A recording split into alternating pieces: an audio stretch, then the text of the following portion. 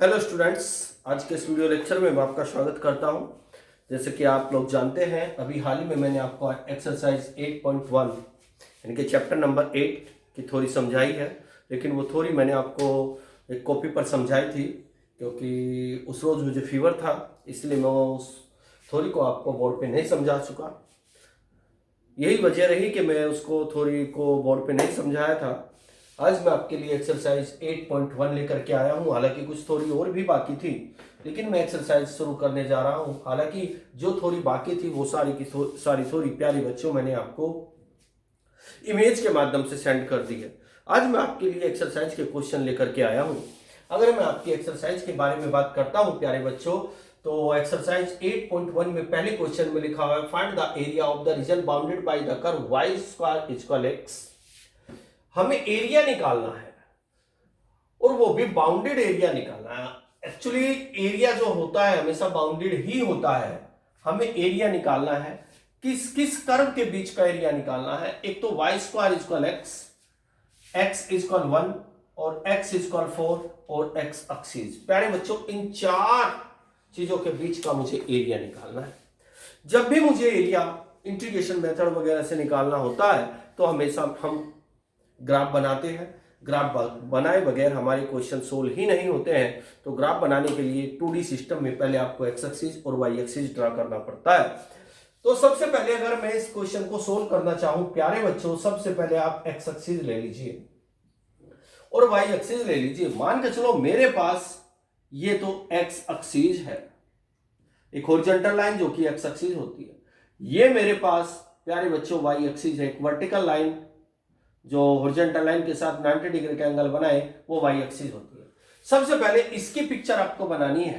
प्यारे बच्चों, ये कौन है? ये है पैराबोला। अगर y की पावर 2 हो और x की पावर 1 हो तो हमेशा उससे पैराबोला बनता है। वैसे तो बहुत प्रकार के पैराबोला होते हैं, लेकिन आपके सिलेबस की अगर मैं बात करूं प्यारे बच्चों, इसमें 4 स्टैंडर्ड फॉर्म होती है।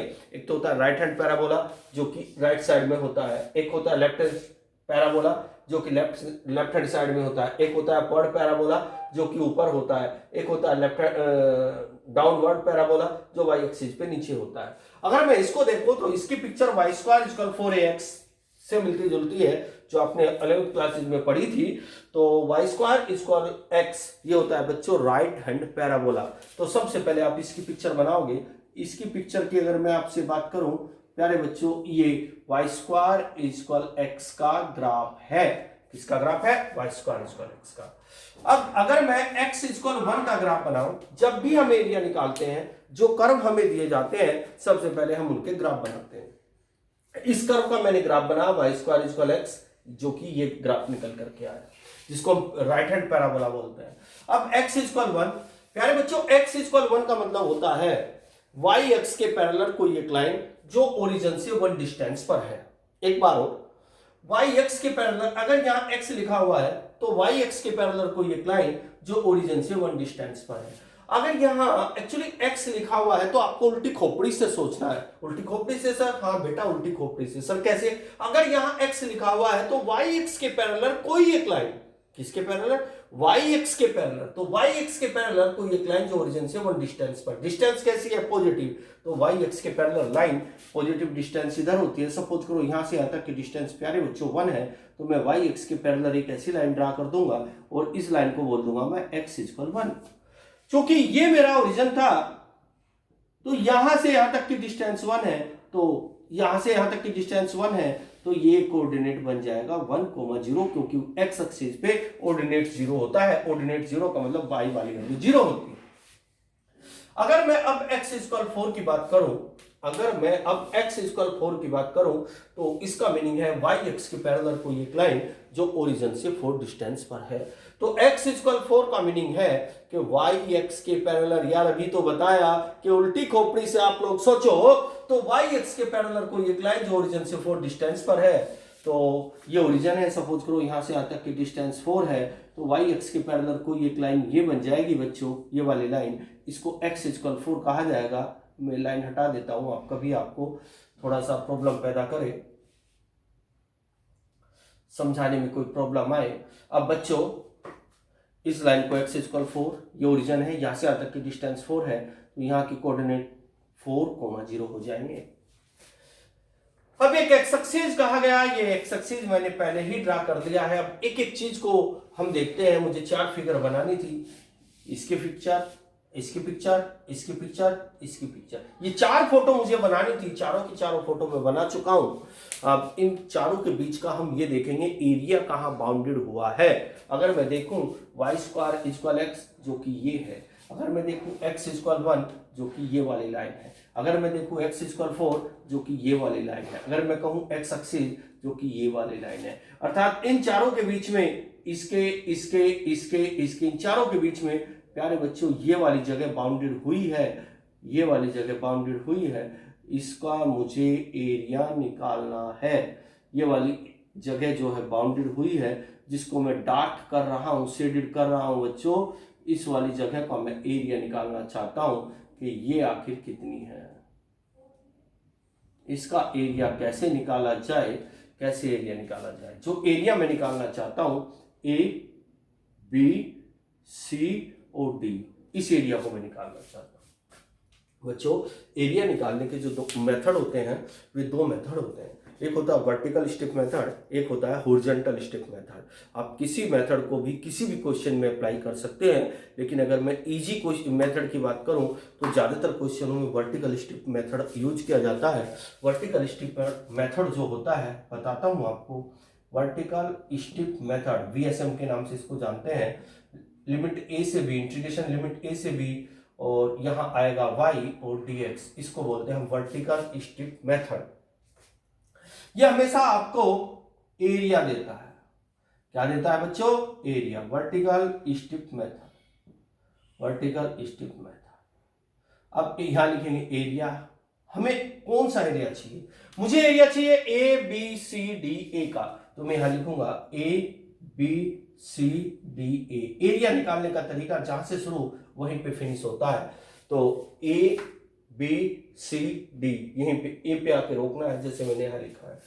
अब बच्चों इंटीग्रेशन A से B, अगर यहां A से B लिखा हुआ है बच्चों, इस लास्ट वाले आदमी को देखते हैं तो लास्ट में क्या लिखा हुआ है? X। अगर यहां x लिखा हुआ है तो इसका मतलब यहां x एक्सिस पर जो छोटी डिस्टेंस है वो रखनी है, और यहां x एक्सिस पर जो ओरिजिन से बड़े वाली डिस्टेंस है वो रखनी है। या आप यूं बोल सकते हैं, अगर यहां dx लिखा हुआ है तो हम देखेंगे हम x एक्सिस पर कितना चले हैं अपना एरिया निकालने के लिए। अगर मैं एरिया की बात करूं तो जब मैं एरिया निकालना चाह रहा हूं तो एरिया मैं निकालना चाह रहा हूं ABC, x एक्सिस पे आ गया, और x एक्सिस पे C से D तक रहा। तो x एक्सिस पे C से D तक छोटे वाली वैल्यू 1 है और बड़े वाली वैल्यू 4 है, तो मेरी लिमिट 1 से 4 बन जाएगी। अगर यहां dy होता लास्ट में तो मैं y एक्सिस पे देखता मैं कितना चला हूं, जितना y एक्सिस पे चलता वो मेरी लिमिट हो जाती। अगर यहां dx है बच्चों, अगर मैंने वर्टिकल स्टेप मेथड यूज किया है तो लास्ट में dx आएगा, तो यहां x एक्सिस पे ये देखूंगा मैं कहां से कहां तक चला हूं अपना एरिया निकालने के लिए। तो मैं ABCD, C से D तक चला हूं, तो ये छोटे वाली वैल्यू है, ये बड़े वाली वैल्यू है, तो ये वैल्यू तो A की बन जाएगी बच्चों, और ये वैल्यू B की बन जाएगी, तो मेरा लिमिट 1 से 4 बन जाएगा। बात करते हैं y निकाल लूंगा मैं कर्व से। कर्व मेरे पास है y² = x, ये रहा y² = x, तो y इक्वल आ जाएगा, इधर से √ हटेगा, x का √ तो y के स्थान पे आया √x, फिर dx मेरा जो का तो। अब बच्चों कैलकुलेशन करनी बाकी है, कैलकुलेशन करते ही आपका आंसर आ जाएगा। मैं निकाल करके निकालता हूं एरिया ABCDA। अच्छा भाई, इंटीग्रेशन ऑफ 1 से 4 x जो का तो √ की वैल्यू आ जाएगी 1/2 × dx। एक बात को इंटीग्रेशन 1 से 4 x जो का तो √ की वैल्यू 1/2 dx मेरा जो का तो एरिया ABCDA इज इक्वल। अब बच्चों ये वाला फार्मूला अप्लाई कीजिए, इंटीग्रेशन x की power n dx is equal x की power n+1 divided by n+1। ये वाला फार्मूला आपको इसमें अप्लाई करना है। इंटीग्रेशन x की पावर 1/2 × dx। n कौन है बच्चों? n की जगह 1/2 है, तो इस फार्मूले में देखो इधर राइट साइड में n के स्थान पर 1/2 रखना है, तो आपका बन जाएगा x की पावर 1/2। देखो यहां मैंने रखा n के स्थान पे 1/2, प्लस 1 डिवाइडेड बाई 1/2 प्लस 1। अब बच्चों लिमिट मुझे जो कि तो रख देनी है, नीचे 1, ये वाला 1 ऊपर 4। Area A B C D A is equal to, इसको रख कर देता हूं, x टू द पावर 2 1 जा 2 प्लस 1 3/2, नीचे भी 3/2 ये पलट के आ जाएगा बच्चों, जब आप इसको पलटोगे 2/3 आ जाएगा और लिमिट बन जाएगी 1 से 4। अब मैं यहां करता हूं, तो area A B C D A is equal to 2/3 constant के रूप में बाहर आ जाएगा, लिमिट में से हमेशा कांस्टेंट बाहर निकल जाता है, तो x की पावर 3/2 लिमिट बनेगी 1 से 4। अब आपका एरिया 2/3, x के स्थान पर पहले 4 रखेंगे, 4 की पावर 2/3 अपने पास से माइनस लगाएंगे। अब इस x के स्थान पर 1, तो 1 की पावर 2/3 नहीं सॉरी 3/2 आ जाएगा बच्चों, हाँ 3/2, तो 1 की पावर भी 3/2 आएगी। अब आगे सोल्व करेंगे आप लोग इसको, तो 2/3, 4 को क्या लिखेंगे 2 की पावर 3/2 माइनस 1 की पावर 3/2 जो कि 1 होता है, 2 से 2 कैंसिल आउट हो जाएगा, 2/3 बच्चों 2 की पावर 3 कितना आएगा 8 माइनस 1, आपका आंसर आ गया 2 मल्टीप्लाई ऑफ 7 डिवाइडेड बाई 3, आपका आंसर आ गया बच्चों 14/3 स्क्वायर यूनिट। ये मेरे क्वेश्चन का आंसर आ चुका है बच्चों। इससे हम एरिया निकालते हैं और एरिया की यूनिट होती है स्क्वायर के रूप में, स्क्वायर यूनिट। ये मेरे क्वेश्चन 1 का सॉल्यूशन है। अगर मैं इस तरह के क्वेश्चनों की और बात करता हूं, तो क्वेश्चन नंबर बच्चों बिल्कुल 1 यही है, जो 1 तो मैंने समझाया है। क्वेश्चन नंबर 2 भी बिल्कुल यही है। क्वेश्चन नंबर 3 भी बच्चों बिल्कुल सेम टू सेम है। क्वेश्चन नंबर 3 भी बिल्कुल ऐसा ही है, जो आपको खुद करके देखना है। अब मैंने जो क्वेश्चन निकाला है, इसका एक बार आंसर चेक कर देता हूँ कि आंसर ठीक भी आया है, जल्दबाजी में कोई इसमें मिस्टेक ना हो गई हो। 14/3 बिल्कुल यही मेरा आंसर है बच्चों। अब आपको 8.1 के पहले 3 क्वेश्चन सोल्व करते हैं। ओके स्टूडेंट्स, मेहनत कीजिएगा, मन लगा करके पढ़िएगा। बाय।